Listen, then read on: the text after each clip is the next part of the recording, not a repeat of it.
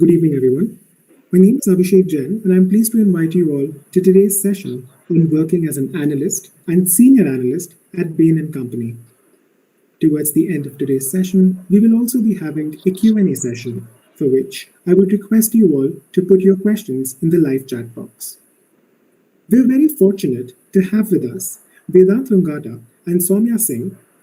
Vedant graduated from Shri Ram College of Commerce, affiliated to Delhi University, and Soumya graduated from Lady Shri Ram College for Women, also affiliated to Delhi University.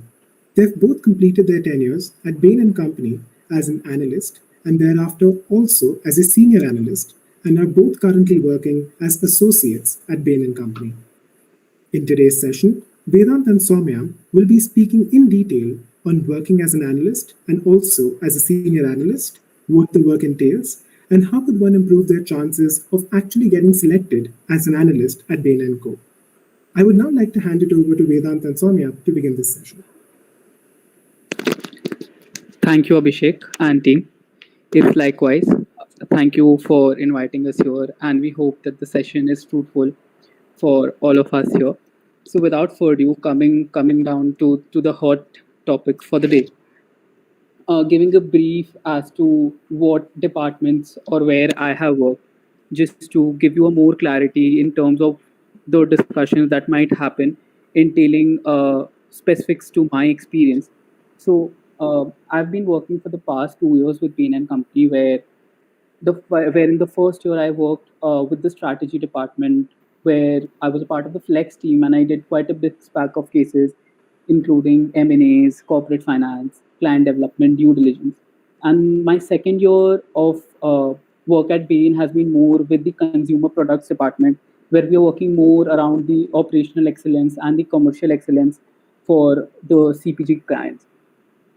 Yeah. In terms of what it means to be as an analyst at PCN, I would say this is something which we very varied across different departments and different cases, owing to the fact that they are very different and specific in terms of their analysis or in terms of their day-to-day work. But if I try to kind of sum up on a general note what it actually is to be an analyst, I would rather say that as an analyst, you work with your case team in order to gather all the data to generate insights and analyze those specific problems which you are required to by the case team in order to solve a larger problem for the client. And while doing that, we use various kinds of expert tools and techniques, various kinds of modelings that has been made by the case team over the years of experience on working such multiple cases, and also customizing it to the needs of different clients and depending upon what demands do the case itself entail. So, if I have to put it on a hierarchy basis in terms of how your work would move, considering we are talking largely about the role of an analyst to a senior analyst, I would say the first 6 months for an analyst who joins in is more around getting trained, getting to understand the Bain ways of working, getting to understand how things work around with the specific jargons, or so to say the operational jargons that a consulting firm has, and also understanding how things are on the floor. How do we typically solve a case? How do we typically go about in terms of communication and all of that?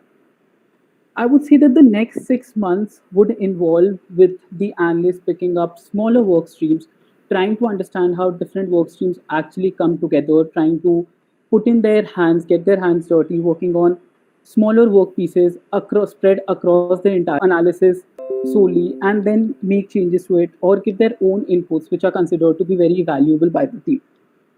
Post which, I would say the next 6 months of senior analyst largely requires one molding into an associate, while one starts owning up work streams as well as starts taking up a lot of managerial role. While I say managerial role, I would mean about the fact that one starts training in the new analysts or the new joiners that come into the firm and help them train the way they went through.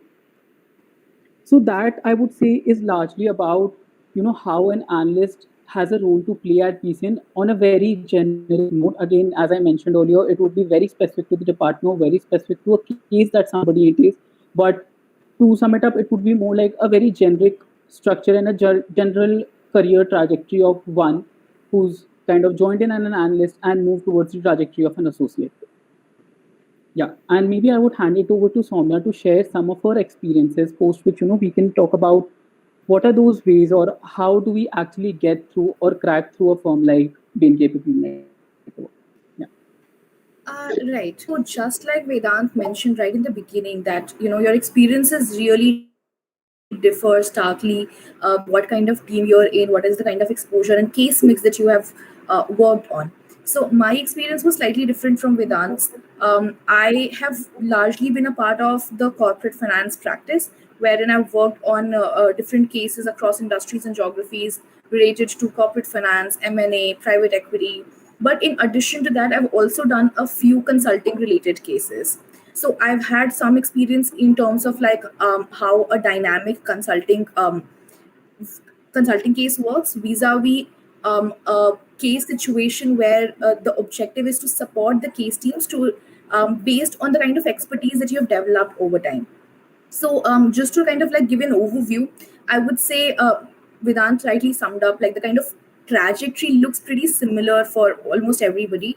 But one thing to highlight will be that while the expectations from you start increasing as you go along, um, the ability to own answers and to own the analyses end to end comes right from the beginning. So there is no training period that you go through. I mean, definitely the first 6 months involve a fair bit of training because you're absolutely new and you don't even know how to work in a professional setup, let alone really do things in the Bain style, right? But the idea is even in those 6 months, right from the I think 2 week post a week or a 2 week long training where you're just getting acquainted to the whole organization. Once you're on the floor, you are staffed on live cases that are running operational. And I think the best part of that is that it allows you to really push yourself to own the answers and analyses right from the beginning. And then I think as you go along, you become more responsible and you start taking up like responsibilities that are higher up the ladder. So then you start owning not just the analysis end to end but also generating insights. In addition to that, when you become a senior analyst, you're also responsible for looking at the team and kind of working with your associates and your team leads to see how to manage different work streams, how to bring those together and really help solve the question that we were answering for. So overall, like for any piece of analysis that you're doing, the objective is to always solve for a particular problem. And I think the opportunity that you get over here is to really drive that answer from the get-go.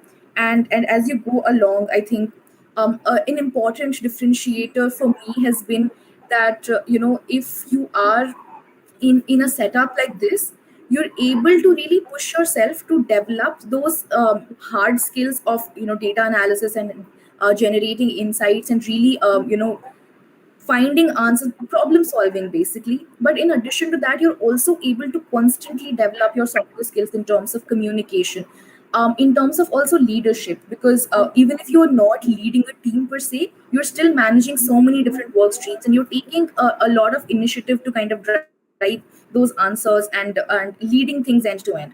So all of that helps you really develop those softer skills along the way, which I think is definitely a part of the trajectory that you go through in the Right. first 2 years. Right. That makes sense. And I think to add on to that, there are varied tools and techniques that you learn as an analyst, or rather, I would say as an employee at the Bain. Again, depending upon the cases or the teams that you staffed in. So it could be ranging from developing proficiency, high level proficiency actually on the entire MS toolkit, to developing good proficiency on all tricks, on data crunchers like Tableau, and again things which could be very specific to the team or cases like advanced media assessment, advanced pricing tools. And apart from all the softwares or tools, I would say you also kind of learn the consulting way of things, right? The way things work, or the approach that we use. To just to get my point out live, I would probably use an example of two principles that we use. First is 80-20. So that is something that I feel, and I know Soumya would agree to me, is more like, that's something that's got ingrained in all of us. So what 80-20 largely means is that your 80% of consequences actually flow out from 20% of the causes. So to give you an example from a consumer products point of view, if let's say I'm going to solve a problem for a multi-bagger food and a chocolate retailer, let's say, I would rather be concerned about where their revenue is coming from, like where their 80% of their revenue is coming from, what are those major brands, what are those major sub brands that I need to cater to, rather than considering about those slivers in the remaining 20% in the market, which might not be so quantifiable enough. So this is one of those, I would say, problem solving approach that really helps you not just at a professional level, but also in the way you start thinking in your own personal lives. I think another point that I would love to add is answer first. So right when you start your day, it's always about a subordinate or a senior giving in an initial hypothesis about what they feel, basis their understanding, basis their experience, which is what we call the Bain way of answer first. So it largely means that, while you have a problem in hand, what do you think the initial hypothesis could be for the solution, and then you try to kind of disrupt it in a manner to see whether what you're thinking or the hypothesis that you generated from your past experience, does that similar thing actually work on this particular case or this particular problem or not. So I would say these are there are these two things, tools and the techniques or approaches that you definitely learn as an analyst or as an employee at Bain. Uh, Coming to, now that we've talked about what it actually entails, we would also like to talk about the fact that why should one try to, in general get through at BCN. So I'm sure that most of us who are graduates from the commerce side of things are very concerned about whether should I opt for a consulting or a finance, or if I'm getting into consulting, is BCN the right choice for me, and things like that. So I think these are some generic problems that each one of us go through while the placement process kicks in our colleges. And to give a brief there, maybe those 2 3 pointers that can come in very handy and at the top of my mind is, first, that if you really have an acumen for solving business problems, this is the place for you, because you get the opportunity to look into very live examples, look into very live cases where you try to understand what are problems that are actually being faced by a client, and then you develop an hypothesis and corresponding analysis to help the front end and bring those results to life. I think the second thing that you might have heard most of your seniors talk about when they talk about consulting is that, it's all about people oriented. So while it's not something that we used to say just while to go and crack an interview, but I would completely believe that consulting has a lot to do with people, in the sense that one team could have people belonging to various kinds of backgrounds in terms of their professional experience, in terms of their qualification. So just to give an example, my current team actually involves people who are MBAs, who are engineers, who've come from statistical background, who've come from commerce background. So while we have like a lot of diversity in the team, it really helps you to understand the perception and the approach that each one of us around you as a team have, and understand how things can actually work out while you work with various kind of people. I think the next thing that I would like to add to that is that the cases at Bain, again, this could be varying basis the experience and varying the teams that you're working on, but in general, the cases that BCN comes up with is relatively of a shorter turnaround. So what I mean to say here is that in a limited time period, let's say a year or two, you actually get the experience of working on multitude of cases. So that kinds of gives you an average of a good experience into understanding what different case mix could be, what are those different analysis that we run, what are those different market that you can work upon. So the good part there is that while developing an expertise over certain tools, which BCN has already done, you can leverage all of that to work on various different types of markets and different types of cases, so to say. And the last thing that I would definitely want to add up is amazing exit opportunities. Sorry. So I think that is one of those pointers that you would have seen if you're in a final year, that most of the inductions also talk about how employers market themselves, talking about how good your amazing, how amazing the, how lucrative the exit opportunities could be. And I would say that that is completely true for Bain. I have seen my colleagues joining the top B schools from Bain, moving to Bain front end or the Bain consulting arm, moving on to amazing B schools in abroad, Ivy Leagues, and all those good schools in US, UK, and also moving on to various kind of jobs and getting a really good package. And I think all of that is not just to do with the general experience that you develop, but also about the fact that you've been a part of the Bain, you've been part of the cream and of a management consulting firm that is being rated amongst the top in the world, right? Soumya, in case you have any other pointer to add here.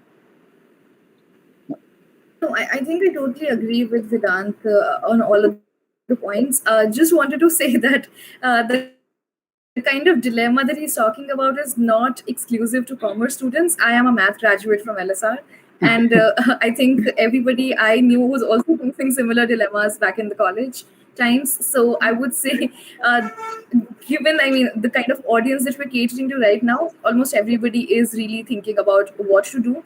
And yeah, I think Vedant really summed it up, that it's basically like the people, the kind of skills that you develop here, and the kind of exit opportunities that you get from here across the spectrum, be it industries, be it B schools, be it also just starting something of your own. Honestly, I think you did not mention that, but there are so many of my colleagues who have started something of their own in 2 years. So I think they got that kind of exposure as well as that kind of confidence to really drive something and pick it up. So yeah, I think that is really really helpful.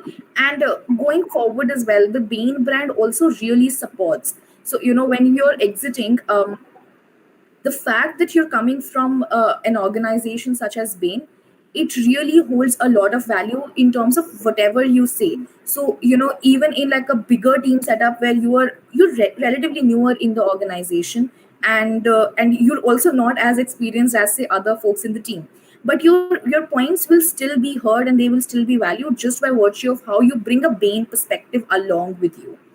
So which I think is definitely like a key highlight of the overall experience. Yep, totally agree there. And I feel now that we've kind of done a light touch as to why one should think about joining in. The next question that might be coming up to your minds is, how does it actually happen? How do I get through? So I would say there are largely two ways by which one can get through to become an analyst or a senior analyst at BCN. One is when you directly graduate from college and get your placements done when BCN comes into your college. And the second one could be you join in as in lateral hire. So by lateral hire, I mean anybody who's already working into a different job and then plans to switch on from that particular firm to Bain or BCN. So to give you some bit of taste as to how things actually work when you move from straight from college to BCN, so I would say that it actually entails 2 rounds of case interviews. Again, depending whether it could be two, whether it could be three, but it would involve more around guesstimates, more around cases, more around four things that I would add. First, about how your business acumen is. Second, about how good your problem solving skills are. Third, how structured you are in your communication. And fourth, in general, how do you approach a problem? So I think these are three, four things that I have in my experience seen being judged on by most of the managers or most of the interviewers that you have from BCN. But largely the process comes in handy in the way that you have to go through 2 to 3 rounds of interviews, definitely after getting a shortlist from your college. And that's when you make through in case you are able to pass through all of those 3 rounds. So the good part that I would definitely like to add here is the fact that BCN has been growing over the past 2 years and it's been growing tremendously. We've seen our employees, I think, grow from 100% to 200%, correctly there, Soumya, if that is more. That's correct. But that's the good part, and that means that there are going to be a lot more people coming in the future as well. At least we hope. So there's good and fair chances for each one of us out there listening to us to get through and make to one of the top management consulting firms on earth. Yeah. So maybe Soumya, you could touch upon more if on the skills and any specific opportunities that one acquires during their career at BCM. Right. So actually, we talked about it briefly earlier when we discussed the Yeah. hard skills and soft skills that we develop over time. So I'd actually just double click on that, and I'll talk about the kind of hard skills that you develop. Firstly, an important part of a management consulting industry is problem solving, and you really start understanding from the get go. You're always focused on driving a particular analysis to really solve a problem. So, for example, if you're talking about cost transformation for a particular company, there are going to be different levers to really do that. One would be to just identify the right cost levers that are facing a problem. Then to see what can be the potential cost saving there, and then there would be like ways to really turn that around. These are just three key branches that I'm talking about. It's more complex than this, but just for like simplifying the conversation here, if there are three different branches that you have, three different work streams that you will have as a part of solving for the answer of really cost, transforming the cost for a particular company, what you will do is you, as an analyst and a senior analyst at PCN, you will really develop that kind of understanding wherein you know how to solve a particular problem, how to also communicate those things to your supervisors and your entire team. You get amazing opportunities to really drive the answer. You develop hard skills in terms of analysis, Excel, PowerPoint, Alteryx, Tableau, different kinds of tools that you have. You also develop understanding in terms of just thinking about problems. There are so many times that we tend to find ourselves in cases where we don't have a set solution, and more often than not we don't have a set solution for a particular problem, even though this is an expertise model. So just trying to explain as to how much of a sprint model this can be, and at the same time, you once you kind of develop that understanding of solving problems, really any problem can be broken down into a structural manner and solved that way. So developing your skills there is definitely one thing. The second would be in terms of your communication, and I'm talking about like the softer skills here, which would include leadership, communication, and just also a part of your confidence, right? So given that you are responsible for things end to end, you're also responsible for not just doing the analysis but also communicating it to the entire team in terms of what is the inside of that entire analysis. And for that, you should be able to communicate it in a linear manner so that nobody has a lot of time to really go through everything that you've done, right? So what is necessary is to be able to communicate it rightly, that this is what the answer is, and based on a B and C kind of stuff that we have done through the analysis. And that really helps you become really quick and smart in terms of how you present yourself, how you communicate. And that is a skill that I think also transcends into your personal life, because you start being more answer first, just like Vedant said, even in your personal life. But yeah, the idea is you really get to develop those skills of also prioritizing the right kind of work streams and the right way of doing things. So there are, say, 10 ways of doing a particular thing. You'll be able to figure out and prioritize which one saves the most time and which one really helps me get to the closest answer. So developing those skills is really helpful. The second thing that I was talking about is in terms of leadership, which is to also have people in your team wherein you are not instructed to do something. Honestly, this is the kind of culture that Bain has, wherein everybody brainstorms on how to approach a particular problem, and then you come together to solve it. So it's not like a top down approach where your supervisor tells you do ABC and you're just doing that like a machine. You really think, and the kind of opportunity that you get from the very first month, your managers will keep including you in all kinds of meetings and really give you that opportunity to think and learn while you are at it. So I think that is really helpful to and that develops your leadership capabilities to contribute in Yeah. different in team setups where the really senior folks are there, and you also get to like really understand the perspective of how these experienced people really think about these problems.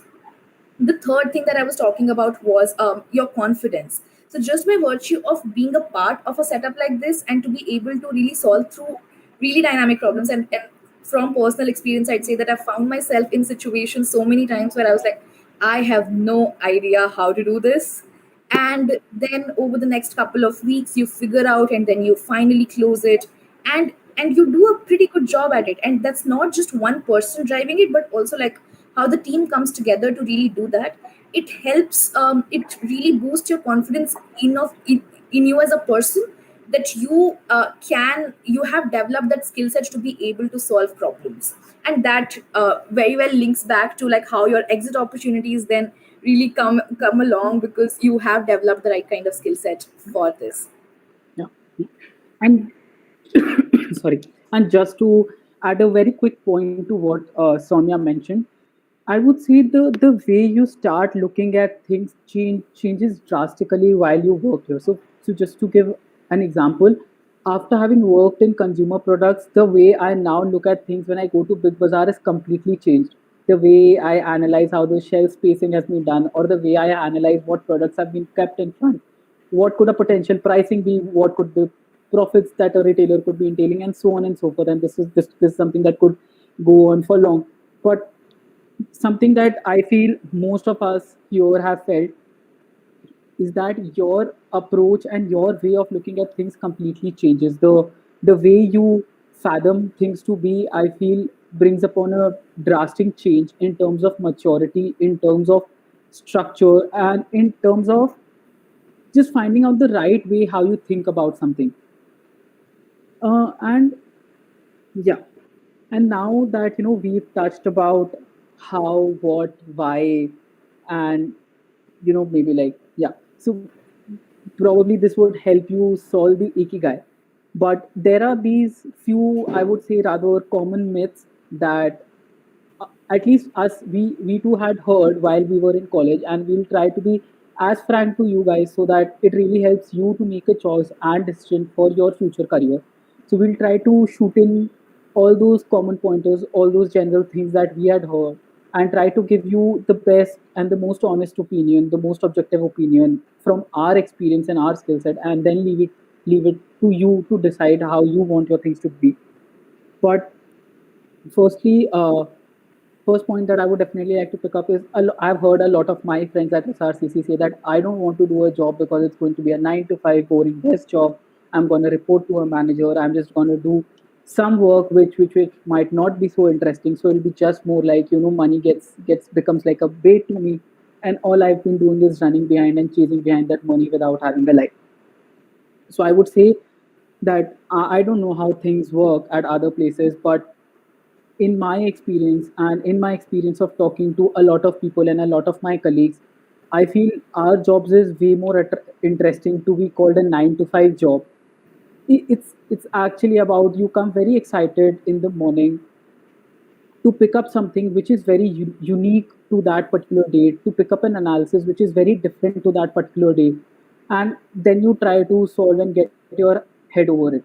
And to add that, to aid to that, I would largely say is about the culture that Bain entails. So, as Soumya mentioned, it's not about we as analysts or senior analysts going to our manager, or now that we become associates, it's not like the analysts come and report to us. It's more like we all work as a team, agnostic of the designations that we have. So, I think even Soumya would agree to this, and in fact, most of the analyst associates here at BCN would agree that the designation only comes as a part when a mail is going to the front end client. But apart from that, it's more about everybody agnostic of their designation, diversity, background, coming in together to solve a problem and look into how things can be made better, or a process could be run in the most efficient manner.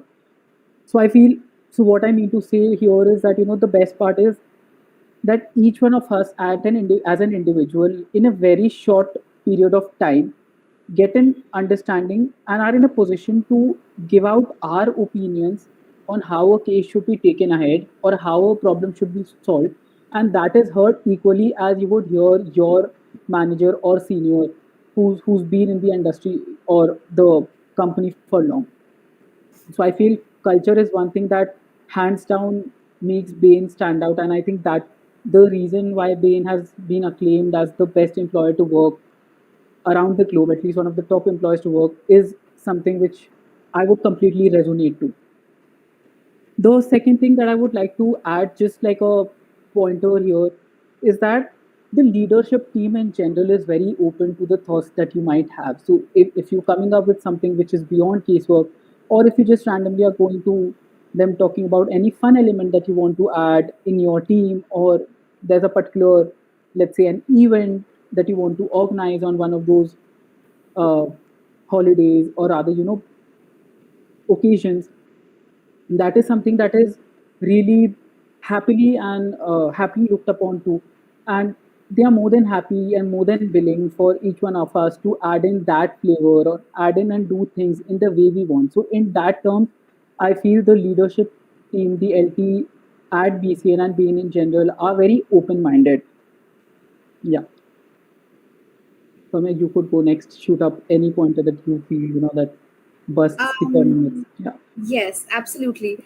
I think also there's just a very common assumption that corporates are not supportive of the employee's life and their professional journey. I would not be able to comment on like most other organizations, but at least for my experience, I would say um, never for once did I feel that my professional development or my growth, the kind of support that you get from the entire organization is commendable. So I picked up on like a policy fellowship earlier this year, and the kind of support that I got through the application process for it, as well as it was like something that I was doing alongside work, and the flexibility that the team showcased, including leadership and like the managers and everybody in the team, to allow me that time wherein I could pick up work in the night, or just like as long as I'm able to manage the timelines, I get all the support. And this holds for everybody, that we get all the support that we require to kind of go cracking our own professional development goals, be it your B school journeys, be it also switching to another firm. I think I would say that the kind of guidance that you get when you're applying for anything is commendable at this organization. And what really helps you kind of grow is also the fact that people here would feel really invested in your growth. So they will not tell you to do certain things because it benefits them as an organization, but if only something really resonates well with you as a person and aligns well with your individual professional goals, is something that they will put ahead of their business need, which is something that is really support. I mean, that's a common myth in the industry, that your professional goals might just die in a corporate setup. At least for ourselves, I would say that wasn't the case. um, Yep. Another thing that I would really talk about is a lot of times this happens that uh, people generally tend to see that their work is not creating an impact because they really can't see what is it used for. I think one of the best things about an industry such as this is that you can see tangible results coming out of your work. So it can either be directly working on solving the problem with the client, one of the top companies that Bain works for. But in addition to that, every single step of the problem, when you're always tagging it to really solving that problem, the kind of impact that you create along the journey is really meaningful and satisfying to just see how you played your part in solving like a bigger problem. So that is also not just learning but also very satisfying feeling at the end of the day, that you're in for like solving for a bigger larger problem that impacts so many people. Yeah, yeah. And adding to that, I think a question that I've been hearing at least for the past couple of years, a lot of people actually drop me a ping and ask me that how is Bain and Bain Capability Network different, or how is the work in both of these setups different. So while Bain and Company in general is the consulting arm of this consulting mammoth, Gain Capability Network, where both of us are working, is largely dependent, I would say, is largely a expert consulting delivery where we are technically helping the case teams to pick up certain pieces of analysis, certain pieces of those problems, which ultimately get puzzled in together with the analysis that has been done with the case teams to solve problems for the end clients. So how that model actually works is it's more like a collaboration with the team at BCN and the team at Bain together coming and solving a problem that helps the client ultimately to fight for the objective that it is looking for.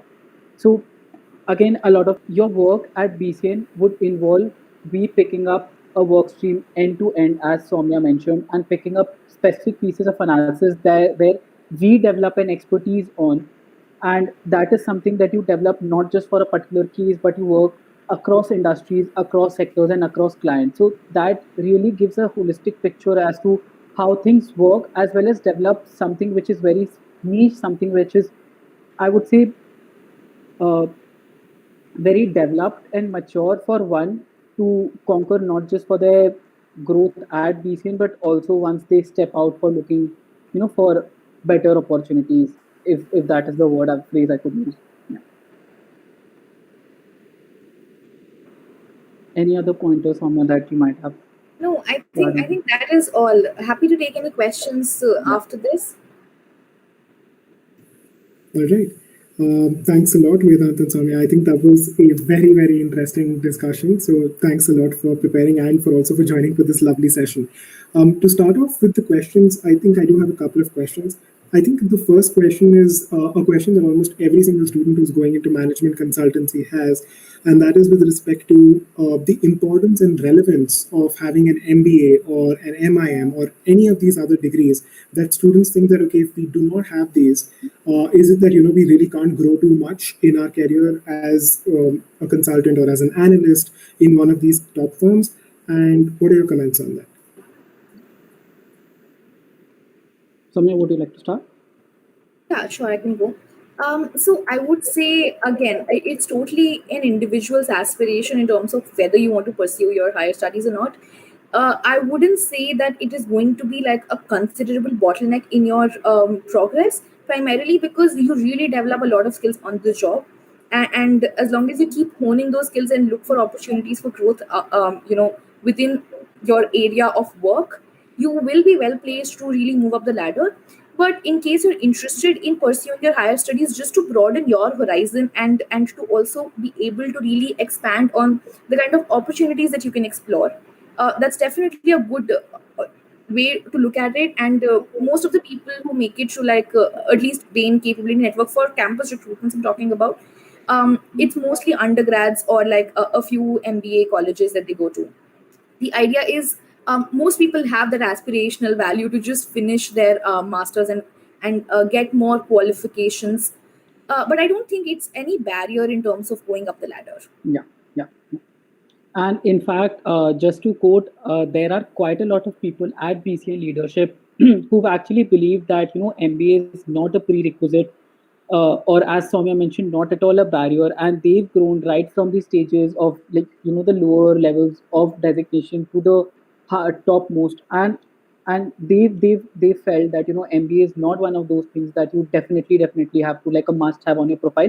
But that would like to add a pointer here is that at least with the kind of competition that we have in the Indian ecosystem specifically, if one is looking to drastically change their industries from, let's say, consulting to finance, I think that's where MBA might give them a good career boost, in terms of the fact that that particular an individual with, let's say, a WorkX and an MBA would, in most of the cases, given a higher pedestal than the one who might not have, because again that an MBA would have looked at things from a generalist perspective, and irrespective of the fact that they've had an experience of working into something niche or something specific, let's say in consulting industry, and now that they're trying to move to finance, that adding of MBA would kind of give them a breather in terms of how generalist or how in general they can think about all those managerial functions too. So to that extent, MBA definitely could give them a career booster, but as Soumya mentioned, it won't be, in our opinion, a barrier to growth per se. Yes. Yep, I think that makes a lot of sense. Thanks a lot for answering that. And I think moving to my second and last question for today's session, since both of you come from different backgrounds in your undergraduation, I would want to ask you about how much of a difference do you think it makes that if somebody is coming after doing a BComm or a BS in math or a BBA, how much of a difference and relevance does this actually hold with respect to the kind of work that you get and also the kind of career growth that you have after joining a company like Bain Co? Right. I can start on, and definitely Soumya, coming from a maths and stats background, could add in from her own experience.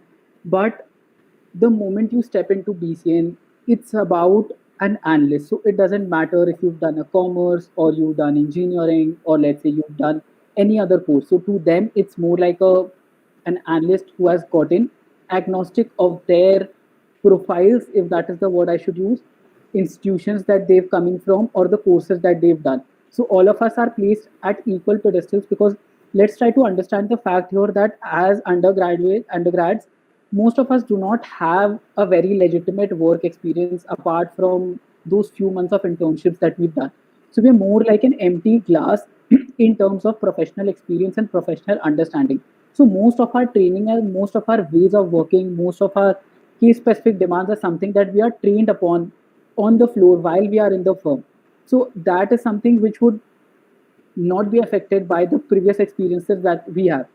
Having mentioned that, there could be few things, let's say, which someone might be in a position to grasp in a better or a faster pace than the other. So for example, if there's somebody who's already done maybe a an accountancy course, they would be in a better position to read the financial statements. But how that would affect is only in the fact that let's say somebody who's not done accountancy might take in 4 or 5 days to understand those financial accounts, and somebody who's already coming from an accounts background might just take in a day to understand how things are going to work. But only to that extent will a difference in background or a difference in course affect. Yeah, I think I would be well placed to answer this question primarily because I come from a math background and I was a science kid through and through. And then because I mean, given that there is no reason for you to be put in a particular team, you're randomly allocated teams and then you're constantly like shuffled. I was put in the corporate finance team and I was really scared to be honest because I did not know how to even read like an annual report, let alone look at the financial statements and make sense out of those. And a few other people who were also campus graduates hired by BCN, they were both BComm graduates who joined with me in the same team. And I was really scared in terms of how this will work out. But I think given the education that we have does not really add so much to our professional experience, I would say the organization really allows you that time to grow, and it gives you that pedestal to understand that I was not a commerce graduate. My supervisor sat down with me to explain to me how a financial statement works and how do you reach from a revenue to a net income. While obviously that was not the conversation that they need to have with somebody who's a BCom graduate, but it was not at all a barrier in terms of my growth trajectory because I had an equally strong trajectory vis-a-vis my other colleagues who had the right background for the team that they were working in. So I think the organization is really mindful of how these are just undergraduates with really no professional experience. They put you in different teams and then they let you develop there, and they allow you those experiences wherein you can really develop the kind of skill sets that you require, even if your education has not already imparted you that. Thanks a lot for that. I think with that, I come to the end of the Q&A session, and with that, also the session itself. So thanks a lot, Vedant and Soumya, for joining in today and for preparing this wonderful session. It was really nice having both of you here. Thank you. Thank you so much, Abhishek. Likewise. It was really nice here. Thank you. Bye.